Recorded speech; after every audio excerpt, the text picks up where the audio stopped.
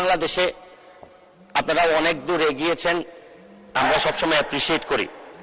কিন্তু একটা বিষয় আপনাকে বলতে চাই যে এই ডিজিটাল বাংলাদেশের একটা অন্ধকার বিষয় হচ্ছে গিয়ে যে আমাদের যে রিজার্ভ চুরি, $101 মিলিয়ন আমাদের বাংলাদেশ ব্যাংক থেকে যে রিজার্ভটা চুরি হয়, এটাও কিন্তু ডিজিটালি হয়। এটা একটা জিনিস। আরেকটা বিষয় হচ্ছে গিয়ে দেখা যাচ্ছে যে ডিজিটালি তো আমরা যারা জনগণ বা আমরা যারা আছি, আপনারা আমাদেরকে প্রাইমারি লেভেল পর্যন্ত আনতে পারছেন আন্ডারস্ট্যান্ডিং এর ব্যাপারে, কিন্তু এই ডিজিটাল প্ল্যাটফর্ম ব্যবহার করে আমাদের দেশে যে বিজনেস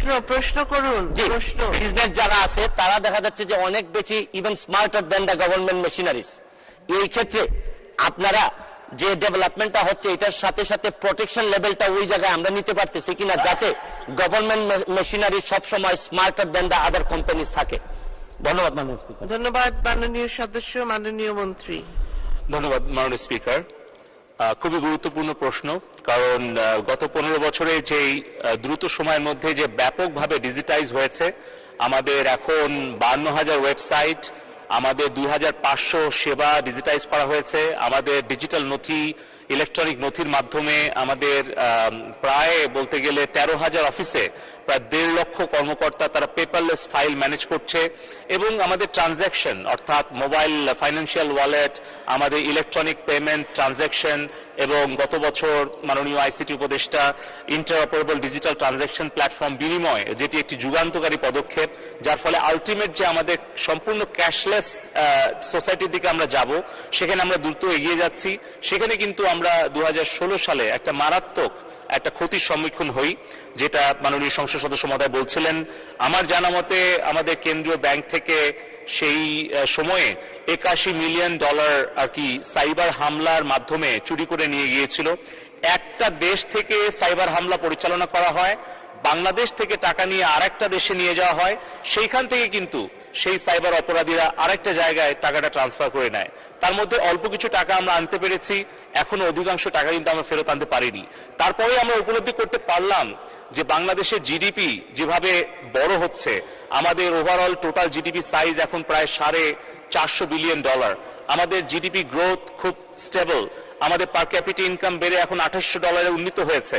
আমাদের যে ডিজিটাল প্ল্যাটফর্মে আর্থিক লেনদেন, এ কারণে আমাদের তথ্য এবং অর্থের উপাত্তের সুরক্ষাটা অত্যন্ত প্রয়োজনীয় হয়ে দেখা দিয়েছে। এবং মাননীয় স্পিকার, মাননীয় সংসদ সদস্য যথেষ্টই বলেছেন যে বলা হচ্ছে data is the next well, অর্থাৎ তেল গ্যাসের চেয়েও অনেক বেশি মূল্যবান আসলে সম্পদে পরিণত হচ্ছে তথ্য, অর্থ এবং উপাত্ত।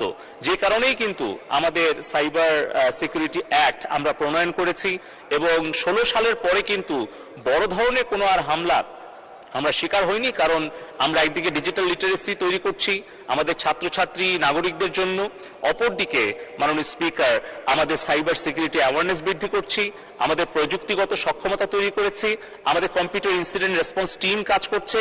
আমরা 34টি প্রতিষ্ঠানকে আমরা ক্রিটিক্যাল ইনফরমেশন ইনফ্রাস্ট্রাকচার হিসেবে ডিক্লেয়ার করেছি, এবং তাদের নিয়মিত আমরা প্রশিক্ষণ এবং তাদের সক্ষমতা বৃদ্ধির চেষ্টা করছি, এবং কঠোর আইনের প্রয়োগ সহ আমরা কিন্তু আন্তর্জাতিক একটা সমঝোতার মধ্য দিয়ে Bharat, America, Japan, south Korea অনেকের সাথে আমরা সমন্বয়ের মাধ্যমে পারস্পরিক সমঝোতা, সাথে সাথে যে মাল্টিন্যাশনাল কোম্পানিগুলো আছে তাদের সাথে যোগাযোগের ভিত্তিতে কিন্তু আমরা আমাদের সাইবার জগৎটাকে নিরাপদ রাখার জন্য চেষ্টা করছি। তবে অবশ্যই আর্থিক লেনদেন, সোশ্যাল মিডিয়া অ্যাকাউন্ট ম্যানেজমেন্ট, এই ডিজিটাল লিটারেসিটা আমাদের খুবই প্রয়োজন।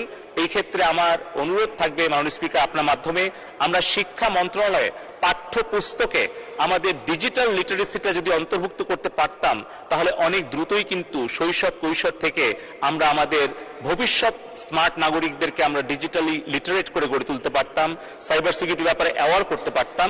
পাশাপাশি আমরা একটা নতুন ওয়েবসাইট করেছি, গেমিফিকেশন ইন এডুকেশন, সেটি হাসিনা অ্যান্ড ফ্রেন্ডস .gov.bd, যেখানে কিন্তু বিভিন্ন 3টা সেগমেন্টে শিশু, কিশোর, কিশোরী ছাত্রছাত্রীদের জন্য দেশের ইতিহাস, ঐতিহ্য, মূল্যবোধ, নৈতিকতার পাশাপাশি আমরা ডিজিটাল লিটারেসি শেখানোর ব্যবস্থা করেছি।